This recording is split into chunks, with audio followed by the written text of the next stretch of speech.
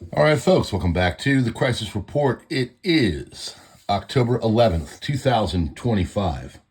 We're going to be talking today about all the stuff going on after the peace deal. It's a tenuous peace. There are some good, there are some bad. That in Gaza.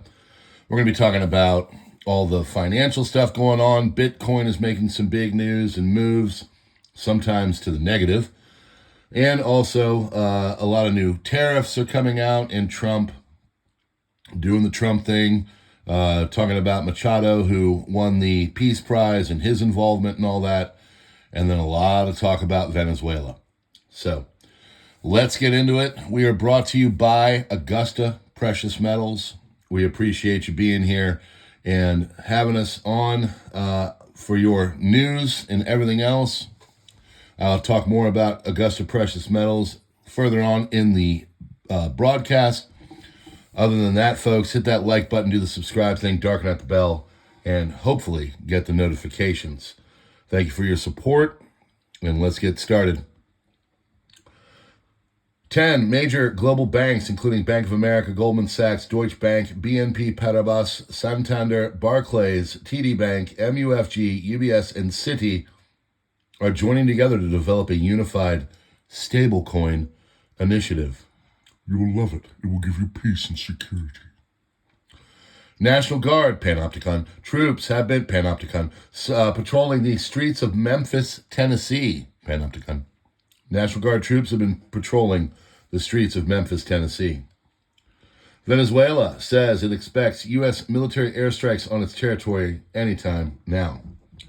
Laura Loomer has announced that she is no longer supporting the Republican Party after the Trump administration agreed to establish a Qatari Air Force facility on U.S. soil. Now, Hegseth has come out and clarified some of that. It's basically Qatari in name only, but it's under the command and control of America, but it's really ruffled some feathers.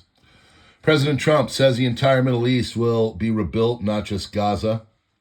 President Trump has received the Rona booster and a flu shot, according to the White House physician.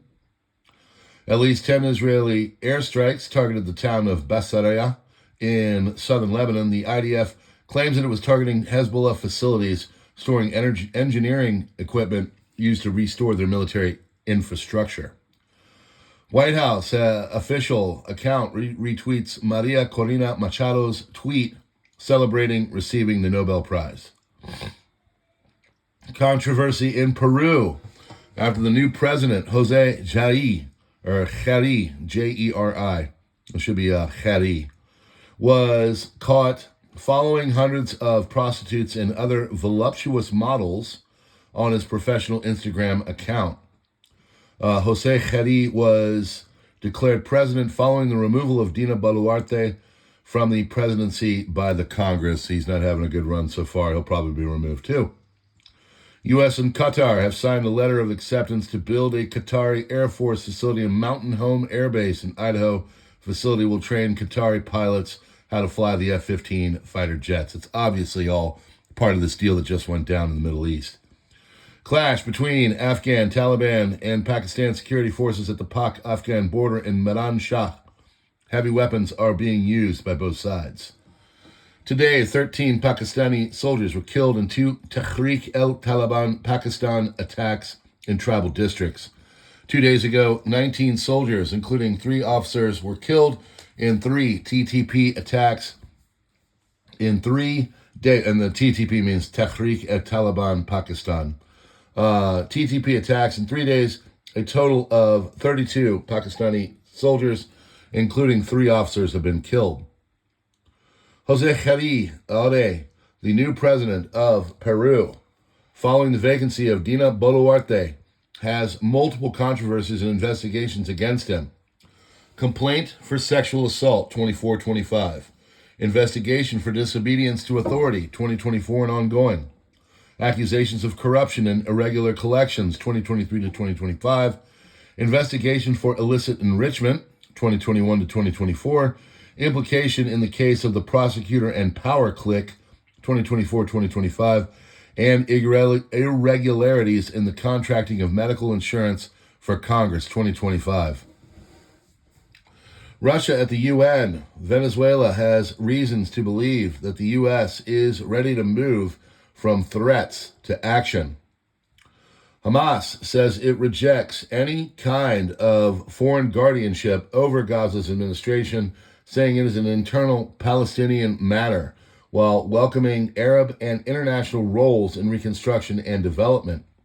On the 13th, 14th, 15th points of the agreement that Hamas leadership itself signed in Sharm el-Sheikh, it says, Hamas will be banned from the leadership role in Gaza. Hamas will hand all its weapons to the international coalition. Regional partners, as in the Arab League, will force Hamas to comply with such agreement. The International Stabilization Force, or ISF, a multinational peacekeeping force, will be deployed to Gaza. It's not like they don't know the terms. They want to ignore something they themselves agreed to because they think they are back to October 6th. So Hamas is rejecting any kind of foreign guardianship over Gaza's administration. That's going to be a contentious thing. French President Macron's self-imposed deadline to name a new prime minister came and went. He does have a new one, same as the old one. Explosion rocks. Real quick. There we go. Explosion rocks key U.S. military explosives manufacturer Advanced Energetic Systems. This comes after AES was awarded a $120 million contract to produce TNT for the U.S. Department of War. Time will tell how much this setback affects the already struggling energetics industry in the West and NATO countries. Currently, 19 people are unaccounted for in the rubble. Green tubes pictured in the rubble appear to be cast boosters produced by AES, meaning the explosion likely took place while handling the sensitive primary explosives contained within cast boosters. Terrible. French media announces that French President Emmanuel Macron once again named Sébastien Lecornu for the post of Prime Minister. At the first time, Sébastien Lecornu resigned just hours after being named as Prime Minister, and now he's been basically put in again. U.S. Secretary of War Pete Hegseth announces a new counter-narcotics joint task force in Southcom area to counter the hundreds of drug cartels in Central and South America. As the president's direction, the Department of the War is establishing a new counter-narcotics joint task force in Southcom area of responsibility to crush the cartels, stop the poison, and keep America safe. The message is clear: if you traffic drugs toward our shores, we will stop you cold. That is directly from Secretary of War Pete Hegseth, basically signaling that there is going to be a war in the Caribbean.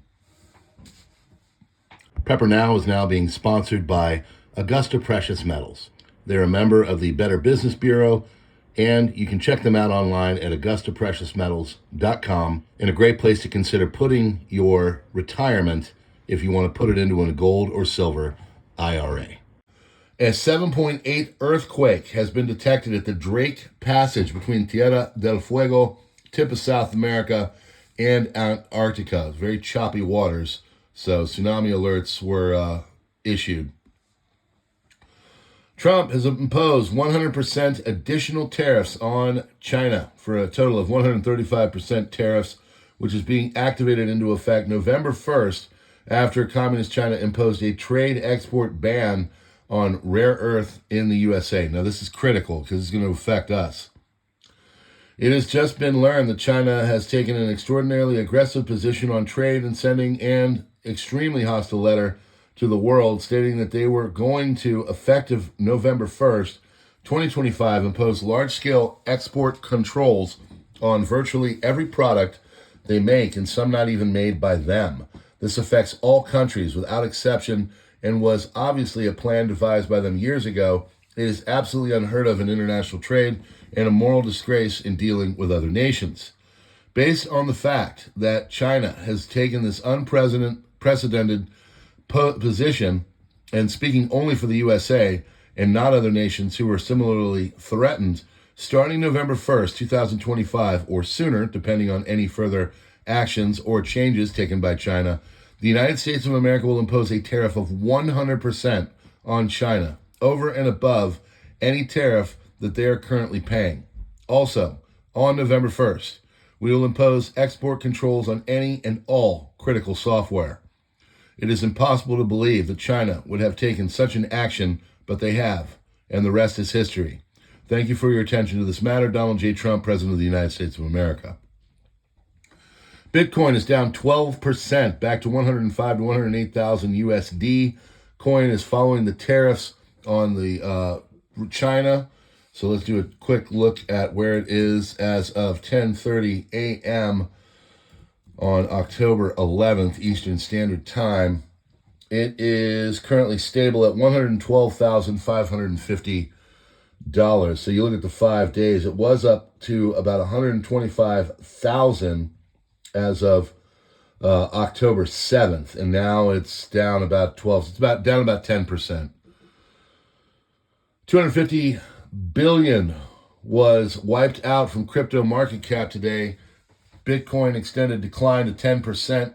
Day falls below 110,000 as Trump announces the 100% tariffs on China, now up at $112,000. Hamas affiliated channels announced it will soon start carrying out public executions of members of families and clans loyal to Fatah and the Palestinian Authority with whom it had recent clashes. And this is just the first day of the ceasefire. Unknown gunmen killed Mohammed M.Ed Akal, the son of Hamas leader M.Ed Akal in Gaza City this morning. It is still very tenuous there. White House says substantial shutdown layoffs have begun.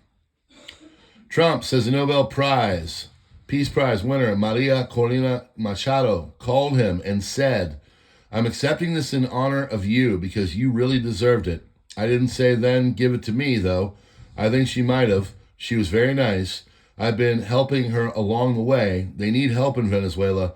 I don't take. I'm happy because I saved millions of lives." Thank you for your attention to this matter, President Trump. Tech billionaire Peter Thiel warns that Greta Thunberg and critics of AI are legionnaires of the Antichrist. U.S. unveils the world's first high-pulse microwave robot designed to combat drone swarms quickly and effectively. Trump confirms that he hasn't canceled his meeting with Xi, but I don't know what we're going to have it or when we're going to have it. But I don't know that we're going to have it, but I'm going to be there regardless, so I would assume we might have it. 1.65 trillion wiped out from the U.S. stock market on Friday.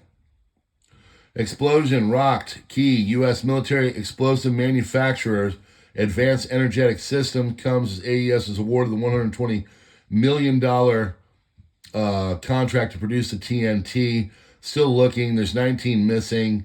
I'm not really sure where it is on that, but this is a redundant post from up above about the green tube boosters and all that. Terrible thing. So strange how so many industrial accidents are happening right now. I'm sure it is not fifth generation war. I'm sure we are fine. Secretary of War Hegseth says he ordered the setting up of a counter-narcotics joint task force in Southcom, tasked to crush the cartels. Russia has knocked out Odessa's power grid again. Massive blasts lit up the sky as strikes hit the city's energy grid and port zone. Ukrainian channels posted footage of blue flashes and blackouts. Keir Starmer's digital ID plans are facing a major setback. Sources within the Labour Party indicate that Keir Starmer's digital ID proposals are, quote, in quite a lot of trouble, end quote. Internal opposition is so strong that the initiative could be delayed by 5 years, highlighting significant resistance from members of his own party. It's coming. Prepare accordingly.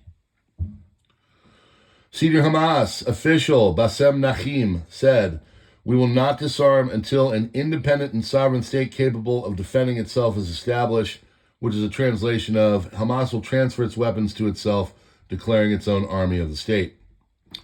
That's exactly why such a state will never be established. Hamas has reasserted control in parts of Gaza.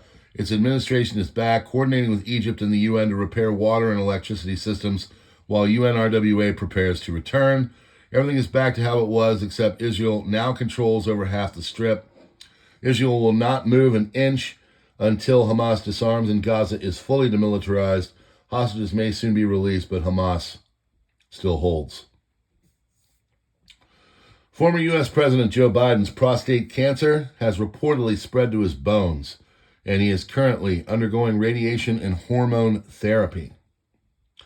Frontal coastal regions east of Caracas, namely Zulia, Falcón, and Aragua, have been placed on a heightened state of alert, according to Venezuelan state media. Additionally, the Venezuelan military has urged citizens to expect deployment of the military towards critical points along the coast and also not film the ongoing deployment.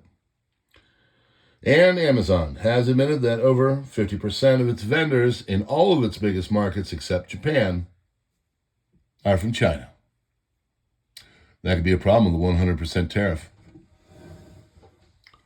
That is your crisis report for October 11th, 2025, entitled Deck Chairs on the Titanic, friends. We're just switching them around. It's all coming. Get prepped. You still got time and everything else. Things are still relatively stable, all things considered, but by the pricking of my thumb, something wicked this way comes. God bless you all. We will see you on the next one, and keep prepping, folks.